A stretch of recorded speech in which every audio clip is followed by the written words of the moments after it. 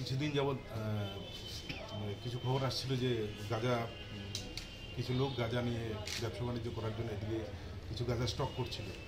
তো যাই হোক, সেই গোপন সূত্রে খবরের ভিত্তিতে রামনগর আউটপোস্টের ওসি দেবব্রত বিশ্বাস এবং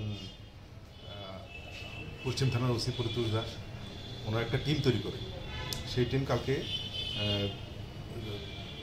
মানে প্লেন ক্লথ এবং ইউনিফর্ম দুটো নিয়েই রেড করা হয় কয়েকটা জায়গাতে। রেড করার পর ফাইনালি লঙ্কামুড়াতে একজনকে আটক করা হয়, যার নাম হচ্ছে রানা শেখ। ওর বাড়ি গোয়ালাবস্তি। তো ওর কাছ থেকে টোটাল 11টি প্যাকেট পাওয়া যায়, প্রতিটা প্যাকেটে 2 কেজি করে, টোটাল 22 কেজি গাঁজা ওর কাছ থেকে উদ্ধার হয়। এবং ওর বাইকটা সঙ্গে ওর মোবাইল ফোন সবগুলি সিজ করা হয়।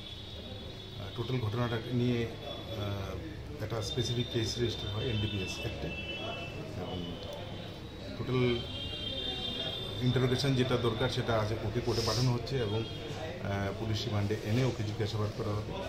সোর্স অফ এই গাঁজা কোথেকে আসছে এবং কোথায় বিক্রি করে, এবং ইনভেস্টিগেশন যেটা পরবর্তী স্টেপ সেটা। প্রত্যেক দিনে আটক করা হচ্ছে, আবার তারা সাহস পায় কিভাবে? মানে এটা কি আইনটা কীরকম রয়েছে, ওদের সাজাটা কীরকম?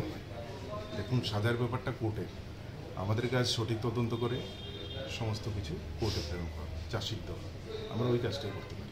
বাজার মূল্য কত হবে? বাজার মূল্য করবো না, 3 থেকে 4 লাখ টাকা তো হবেই। ও কি ঘর থেকে পাওয়া গেছে? না, ও যখন এটা শিফট করার জন্য আসছিল বাইকে করে, তখনই আপনার